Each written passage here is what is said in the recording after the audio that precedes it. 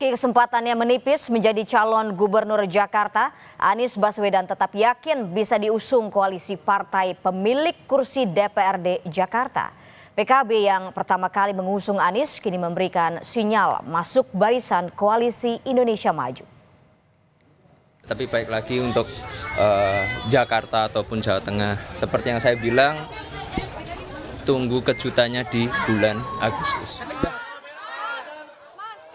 Kaisang Pangarep, putra bungsu Presiden Joko Widodo, bisa jadi seperti ahli nujum alias peramal yang meramalkan tak cuma nasibnya, di mana ia akan bertarung di arena Pilkada 2024, apakah Jakarta atau Jawa Tengah. Tapi juga meramal nasib Anies Baswedan dan partai-partai yang sedari awal sudah mengusungnya di pemilihan gubernur Jakarta.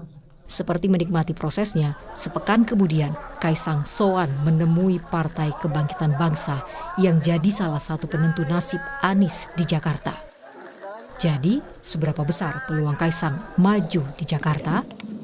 Dari Partai Santri Indonesia, karena kami hari ini sarungan semua. Ketika ada permintaan dari masyarakat, terkhusus DKI, yes, saya siap melawan Pak Anies Baswedan. Saya pun juga siap untuk melawan Pak Ridwan Kamil. Kedatangan Kaisang adalah rayuan kedua bagi PKB dalam 3 pekan. Sebelumnya, PKB dirayu Ketua Harian Gerindra Sufmi Dasko Ahmad masuk koalisi Indonesia Maju Plus menentukan siapa calon pasangan di Jakarta. Pun juga belum detail karena Mas Kaisang juga katanya menunggu istikharah katanya. Belum. Nah terus gimana ini DKI atau Jateng bagaimana detailnya nanti nunggu perkembangan istikharah. Nah sampai hari ini saya nggak ngerti Kim Plus itu apa. Kalau sudah pilkada itu ya sudah semua pihak sama. Tidak ada Kim, tidak ada Jong Un. Tidak ada Jong-ul, nggak ada Kim Yong yang kimchi, nggak ada. Bagi kami pilkada itu semua partai sama, ada cocok dalam berbagai perkembangannya, itulah kita bareng, kita jalan. Agustus, sejak pekan awal sudah memberi banyak kejutan, terutama manuver Partai Kebangkitan Bangsa di Pilgub Jakarta. Setelah rayuan Dasko, Kamis malam, Ketua Umum PKB Muhaimin Iskandar menemui Prabowo Subianto di rumah dinasnya sebagai Menteri Pertahanan. Lagi-lagi, Muhaimin mengelak soal koalisi untuk pemilihan Gubernur Jakarta. PKB dukung Anies atau enggak sih Gus? Ini membahas negara ini bukan pilkada saja. Gabung Kim Plus nih. Kim Plus itu apa? Kim Plus apanya Kim Jong Un ini? Negara itu maksudnya apa Gus, pembahasan negara itu? Pembangunan yang akan datang yang harus kita lakukan bersama-sama. Intinya PKB Gerindra siap mensukseskan pemerintahan yang akan datang. PKB yang adalah pengusung pertama Anies Baswedan untuk berlaga di Pilgub Jakarta yang kini memberi sinyal menggeser pilihannya ke calon yang diusung koalisi Indonesia Maju alias Kim. Calon Kim tinggal menunggu dideklarasikan, yakni Ridwan Kamil, politikus Golkar dan Gubernur Jawa Barat 2018-2023. Siapa yang kemudian nanti akan dipilih untuk mendampingi Pak Ridwan Kamil, kita tunggu aja, ya mungkin waktunya tidak terlalu lama, sudah bisa disampaikan ke publik. Tunggu sehari 2 hari. Terima kasih. Anies yang tadinya menjadi terunggul baik dalam survei maupun koalisi pengusung, kini terancam tak memiliki koalisi pengusung. Tak cuma PKB, Partai Keadilan Sejahtera yang kedua mengusung Anies kini memberi sinyal balik badan. Kita memiliki term and condition yang kami sampaikan tadi hingga 4 Agustus yang lalu. Sehingga proses di sini kita sekarang mulai membuka komunikasi dengan pihak-pihak yang lainnya, termasuk dengan Kim kita buka komunikasinya.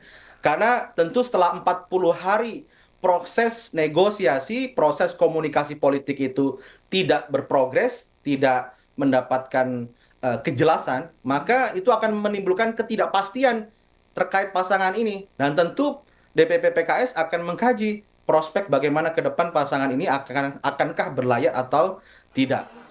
Dalam sepekan ini, memang tak cuma PKB dan PKS yang memberi sinyal balik badan dari koalisi mengusung Anies, tapi juga Nasdem, hal yang dianggap lumrah oleh analis politik lantaran barter tawaran menteri yang diajukan koalisi Prabowo di pemerintahan mendatang. Nah, sebuah konfigurasi politik baru, mereka kemudian harus menarik diri. Kira-kira gitu, itu perspektif pertama. Bahwa dari awal memang niatan memajukan Anies ini belum tentu dilakukan sepenuh hati, tapi dilakukan di panggung depan dalam konteks untuk menaikkan bargaining position, supaya kemudian bisa masuk ke dalam koalisi Prabowo Gibran. Sebelum menyatakan dukungan kepada Mas Anies, Surya Paloh itu sudah mengunjungi Kertanegara dan menyatakan niat untuk masuk ke dalam koalisi Prabowo Gibran. Itu pula kalau kita lihat PKS misalnya jadi menarik.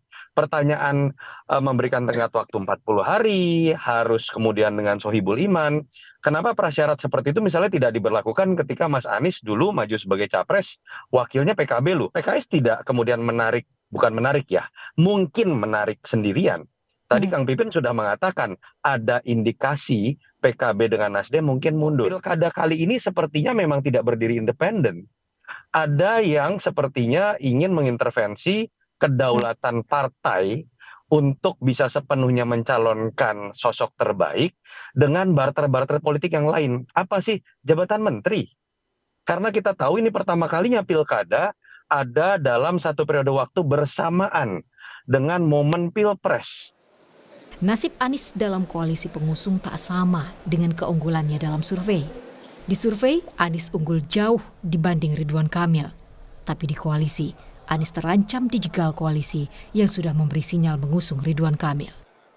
Kami percaya bahwa aspirasi rakyat Jakarta akan terus dijaga. Semua partai mendapatkan kursi, itu aspirasi dari rakyat. Dan aspirasi rakyat Jakarta sejauh ini kalau kita perhatikan DPW partai di Jakarta sudah mengusulkan nama. Nama-nama itu adalah cerminan dari aspirasi warga. Nah, saya percaya dan sampai sekarang kan juga masih sama.